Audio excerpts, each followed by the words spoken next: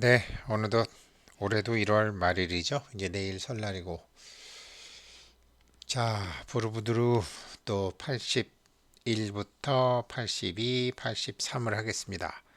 이 대목이 이제, 어, 이 대목이 부처님이 세 명의 스승한테 얻지 못한 것을 스스로 찾아낸 다음에 행동입니다. 결국은 시공간 초월을 6년간 실패했던 부처가 결국 찾아내고 만 것은 시간을 초월하는 방법을 찾아낸 거죠. 우리 시계가 뭐 12개로 나눠져 있잖아요. 그렇죠? 옛날엔 시간이 12시로 돼 있었죠. 자축인묘진 서음이 신유술해 이렇게 12시로 돼 있었죠. 지금도 이제 뭐 오전 12시, 오후 12시 이렇게 돼 있죠. 12라는 숫자가 참 중요하죠. 그런데 공간 초월하는 것은 앞에 세 명의 스승한테 배웠는데 뭐가 이렇게 계속 불편한 거예요. 그래서 그렇게 고행을 했는데 그것도 찾아내시는 장면입니다. 그걸 찾아내셨기 때문에 제일 먼저 하시는 게 수자타. 수자타가 금발의 우유죽을 갖고 온 것을 드시는 겁니다. 하루에 한 끼, 이틀에 한 끼, 3일에 한 끼, 일주일에 한 끼 하시다가 엄마가 설득해서 한 게 아니라 천녀들이 설득해서 한 게 아니라 제석천인이 먹으라고 해서 한 게 아니라 드디어 중도, 몸의 중요성을 알기 시작하시는 겁니다. 몸으로 할 수 있다라는 몸이 있어야지만 할 수 있다라는 걸 아시게 되는 거죠. 신들은 부처가 될 수 없어요. 육신이었기 때문에 몸으로 할 수 있는 게 있어요. 그거를 지금 하고 아마 이분이 엄마가 뒤에서 좋아하시는 거 아닐까 그렇게 생각하시는 거고 수자타가 이제 네 명의 아가씨들이 이제 같이 이렇게 부처님께 공양을 올리는 거고 이렇게 돼 있는 거는 큰 궁이니까 아마 궁 뒤에서 어떤 여인이 이렇게 보고 있는 거는 엄마 아닐까 싶습니다. 몸의 중요성을 깨닫기 시작하는 거죠. 근데 뭐 그렇다 그래서 뭐 몸에 끌려다니는 우리처럼 그런 거랑은 전혀 다르고 몸의 중요성을 아시기 시작하는 게 이 81이고요. 부도 82로 가게 되면은 이제 드시는 것뿐만 아니라 옷도 이제 제대로 입으시는 거예요. 그래갖고 헌옷을 하나 주워갖고 이제 빨래를 하러 가시는 거예요. 여기 이제 물결의 모습이 있죠. 물에서 나는 수생식물들도 있고 새도 있고 뭐 가마우지도 있고 이제 빨래를 하러 가시는 거예요. 빨래를 하러 가면서 이제 그 근데 강가 아까 그 지도 보였더니 이제 강가가 있는데 어디 빨래를 하려면 돌도 좀 있어야 되는 거 아니에요. 천인들이 그거를 제석천인들이 갖다가 돌도 막 갖다 놓고 빨래 하실 수 있는 준비를 다 해놓는 거예요. 여기 일산을 딱 받쳐 들고 있는 천인도 있고, 그러니까 제석천신들이 막 이제 몸, 몸의 중요성, 신들은요 인간이 하는 대로 따라서 해요. 이런 수승한 인간들이 하는 대로 따라서 합니다. 이게 부도 82 장면입니다. 드시기도 하고 이제 옷도 제대로 또 이렇게 하시는 거, 빨래하러 가시는 거예요. 강가까지는 아니고 막 연못을 찾아서 연못에서 빨래판 같은 거를 신들이 막 준비하는 거예요. 이게 이제 부조 80이고요. 빨래 듣고 있고요. 그런데 부조 83에 가면은 천신들이 새로운 옷을 다 준비해 갖고 이렇게 있는 거예요. 새로운 옷을 딱 준비해 가지고 옷을 다 준비해서 이제 드리고 있는 그러니까 연못에 가서 목욕을 하시고 이제 그러고 나니까 이제 새로운 옷을 그 주순 옷 빨아서 입지 않아도 될 새로운 옷을 하시는 건데 이제 무구광이란 천자래요. 무구, 그러니까 떼구, 때 없는 어떤 하나의 티끌도 없는 빗으로 된 천자, 무구강 천자가 이제 옷을 이렇게 탁 주시는 거죠. 몸의 중요성이에요. 몸의 중요성을 탁 아시는데 이게 굉장히 중요한 거거든요. 근데 몸은 항상 죽잖아요. 몸은 끄트머리에 가서 태어남이 있고 죽잖아요. 무명으로 태어나서 행식, 명색, 유깁, 촉수, 애취, 유, 생, 노사가 있잖아요. 이게 부처님 일대기도 생이 처음부터 나오는 게 아니라 거진 20 몇 번 가서 생이 나오는 것처럼 이런 쭉 이런 게 있고 유생, 노사가 있는 이 몸의 중요성은 아시는데 몸은 반드시 사라지는 무엇인가를 하기 위해서 필요한 것이라는 12연기를 터득하시는 거예요. 그래서 부처님이 연기법 터득했다라고 하는 건데 이것이 바로 뭐냐? 시간을 초월하는 방법을 아신 거죠. 굉장히 중요한 가르침이에요. 12연기 딱 이거 보시게 되면 시간을 초월하는 거 이 영화 아시죠? 인터스텔라. 이게 12개잖아요. 인공위성이. 하나, 둘, 셋, 넷, 다섯, 여섯, 일곱, 여덟, 아홉, 열, 열하나, 열둘. 그리고 이게 돌잖아요. 인터스텔라라는 영화가 이게 영적으로 참 다 이런 거 뭐 영화 감독들 공부하고 하는 거죠. 윤회하잖아요. 그리고 나중에 이 영화에서 이것을 이게 이제 블랙홀에서 이게 다 부서지고 없어지고 하잖아요. 그리고 자기 딸을 만나게 되죠. 근데 딸이 완전히 할머니가 돼 있죠. 시간을 초월하는 거를 이 영화에서 이렇게 보여줬는데 뭐 사람들에게 보여주려니까 한 거죠. 그래서 몸을 초월하는 것. 몸은 시간에 묶여 있으니까. 그래서 공간을 초월했고 이 첫 번째 스승과 두 번째 스승 만나서 공간을 초월했고 그런데 그 사람들이 몰랐던 시간을 초월하는 방법을 몸의 중요성을 알으면 그러나 몸은 생멸하는 존재이기 때문에 몸 기준으로 따지면 태어남이 있고 멸함이 있지만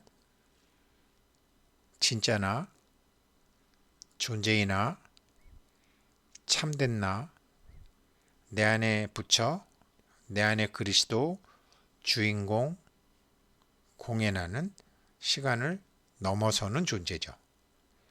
그래서 부처님이 이렇게 완벽하게 이제 공간에서도 해탈을 하고 시간에서도 해탈하는 장면이 바로 수자타한테서 우유죽을 받아 드시고 그 다음에 입을 옷을 빨래로 하러 가시고 새 옷을 입으시고 하는 것들이 전부 그렇게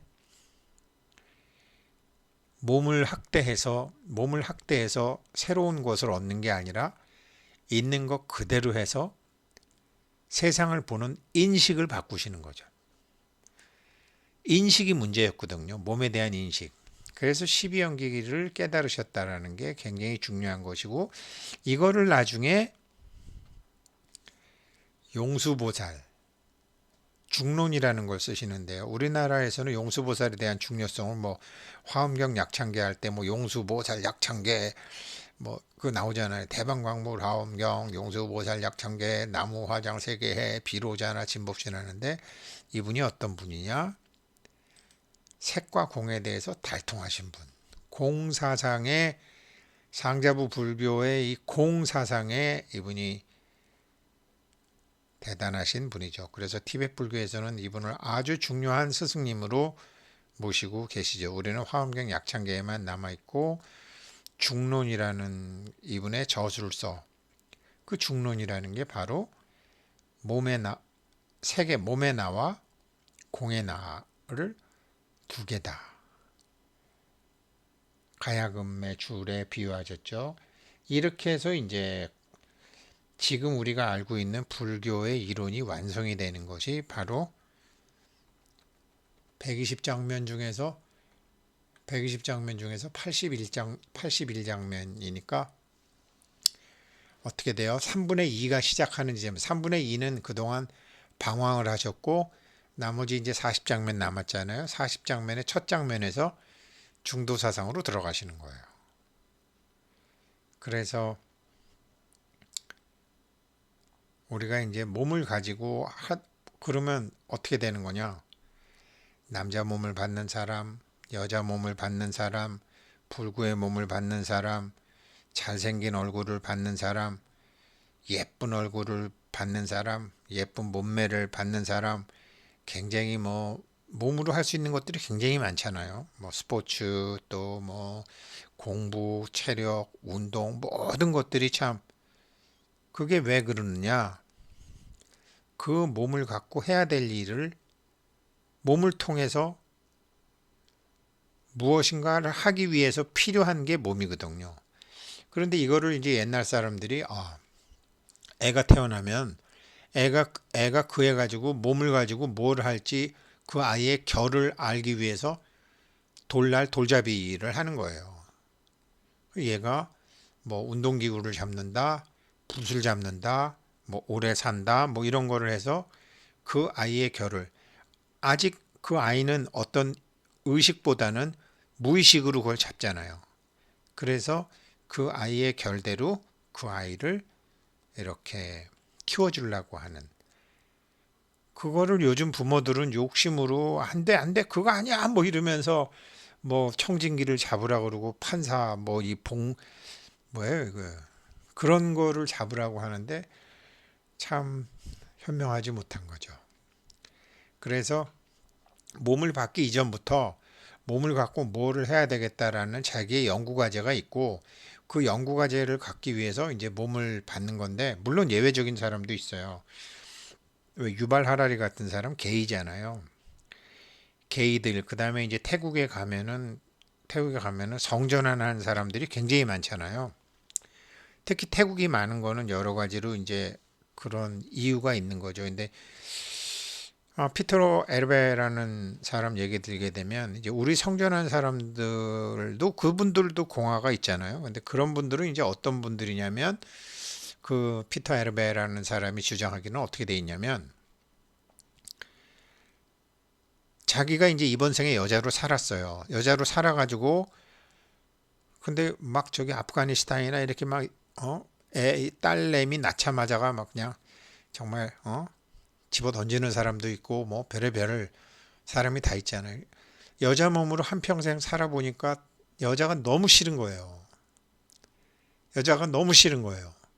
그래서 죽어서 저쪽에서 가서 자기가 남자 몸을 받기를 원해요.